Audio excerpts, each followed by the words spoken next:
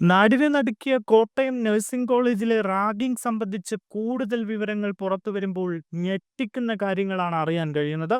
പ്രതികൾ വിദ്യാർത്ഥിയെ ക്രൂരമായി ഉപദ്രവിച്ചത് പിറന്നാൾ ആഘോഷത്തിന് ചിലവ് ചെയ്യാത്തതിനെ തുടർന്നാണ് എന്നാണ് പോലീസ് പറയുന്നത്. മദ്യമടക്കം വാങ്ങാൻ പരാതിക്കാരനായ വിദ്യാർത്ഥിയോട് പ്രതികൾ പണം ആവശ്യപ്പെട്ടിരുന്നു. എന്നാൽ വിദ്യാർത്ഥി പണം കൊടുക്കാൻ തയ്യാറായില്ല. പണം കൊടുക്കാതെ വന്നതോടെയാണ് കട്ടിലിൽ കെട്ടിയിട്ട് കോമ്പസ് ഉപയോഗിച്ച് കുത്തിപ്പരിക്കേൽപ്പിച്ചത്.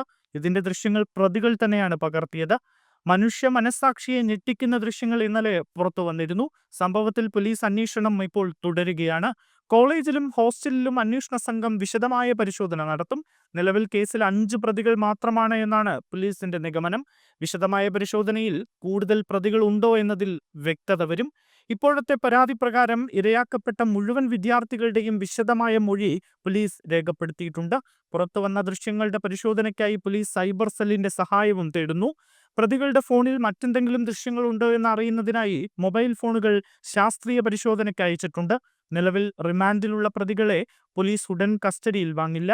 വിശദമായി അന്വേഷണത്തിന് ശേഷമായിരിക്കും കസ്റ്റഡി അപേക്ഷ നൽകുന്നത്. അതേസമയം കോട്ടയത്തെ നഴ്സിംഗ് കോളേജിലെ റാഗിംഗ് അതിക്രൂരമാണ് എന്നാണ് ആരോഗ്യമന്ത്രി വീണ ജോർജ് പ്രതികരിച്ചത്. റാഗിങ്ങിന്റെ ആദ്യ സെക്കൻഡുകൾ കാണുമ്പോൾ തന്നെ അതിക്രൂരമാണ്. വീഡിയോ മുഴുവൻ കാണാൻ പോലും എനിക്ക് കഴിഞ്ഞില്ല.